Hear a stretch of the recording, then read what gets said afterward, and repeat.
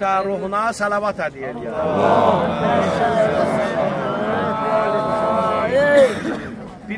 Bir şəxsin evinə qonaq gedərsən də, hə? Qapını döyərsən, qəbul eləyərsən evə. Oturarsan, neyniyər? Sənə çay verər də.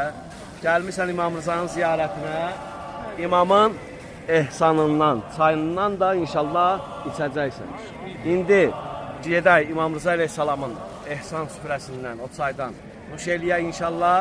Daha sonra isə hacətlər qapısı, şifa qapısı və İmam Rıza əleyhissalamın mübarək qəbrinin ziyarəti. Allah qəbul eləsin. Amin.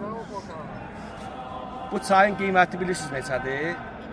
690 dollar. Sen ancak kullanmışsın.